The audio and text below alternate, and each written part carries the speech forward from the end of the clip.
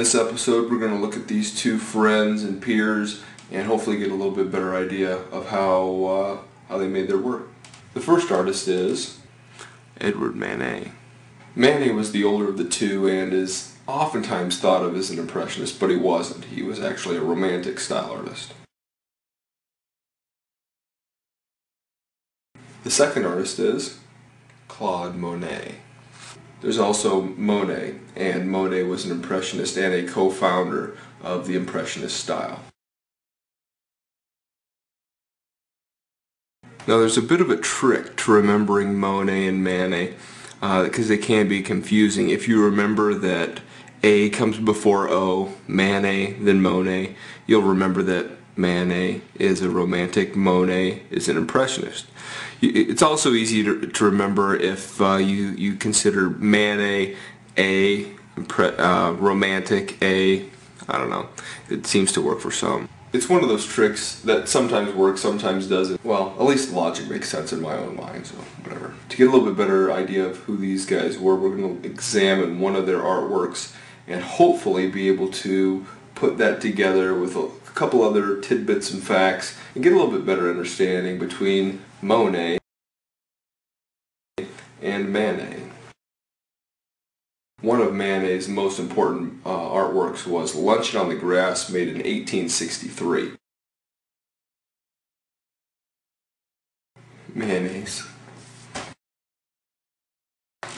This is an illustration that shows two of the most important and most influential pastimes of Parisian culture in the middle 1800s.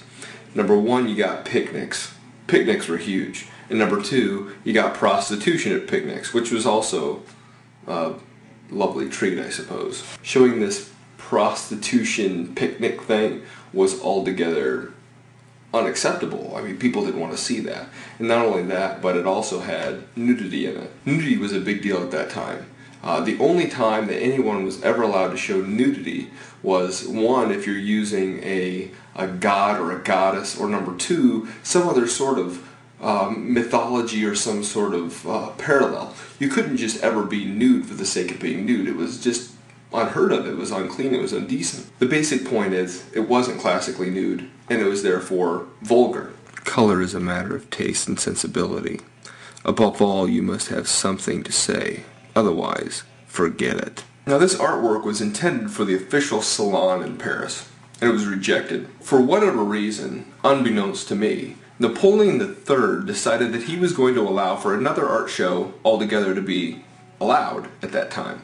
This art show would become known as the Salon des Refus, or the Refused Salon. And this is the pivotal point in which the Impressionists start to evolve. As I said, Manet was not an Impressionist, but he did show his artwork with the Impressionists. After all, these guys were friends. I've started lots of things that I probably won't be able to finish. One of Monet's most famous works was Impression Sunrise. There's this art critic whose name is Louis Leroy. He made a really overly critical observation of this painting. He said, "It's unheard of, dreadful. It's going to give me a stroke."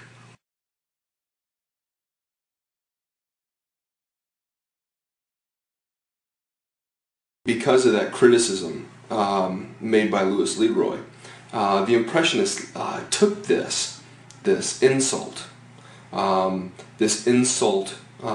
put on by Louis Leroy, this idea that he said that, you know, this is not a painting, it's an impression of a painting. It's not a sunrise, it's an impression of a sunrise. Just like Monet is not an artist, he is doing an impression of an artist.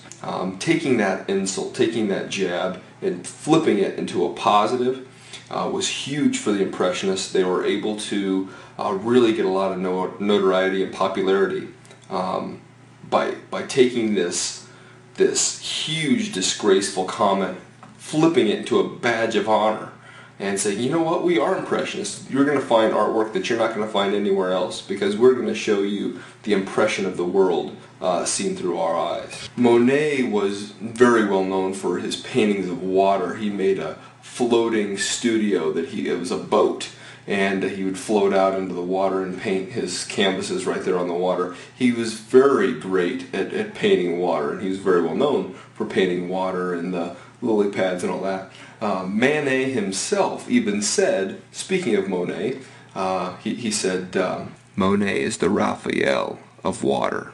Another real interesting fact about this particular painting is that a lot of people see Impression Sunrise as this great French painting, you know, what French landscape painting was to the Impressionists. And in fact, it wasn't even painted in France, it was painted in London. So I guess it's a really great example of English landscape painting. These landscapes of water and reflection have become an obsession. A lot of people also think of Monet as the leader of the Impressionists, when in fact I would not agree with that statement. I would say that the leader of the Impressionists is Pissarro, and we'll probably talk about him in a video here in the future, but he's one of the most underrated of all of the Impressionists, and a lot of the Impressionists look to him for guidance. They don't look to Monet or Manet or any of these other folks for guidance. They look to Pissarro for leadership. I tell myself that anyone who claims he's finished a painting is terribly ignorant. To finish something means to complete, and I am forcing myself to work, but can't make any progress. Again, in the future we will investigate them a little bit more fully. I hope this helps you to see the difference between Monet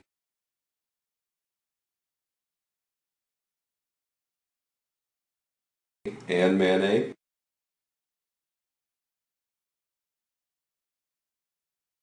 This is a subject that I know we will revisit in the future. Thanks for watching Art 101. I want to send a special thank you out there to Da Criticist for making the intro to Art 101 with Mike Berger. I want to thank all of you for watching this video. Feel free to comment below or check out the links off to the side. We'll see you next time. That's good.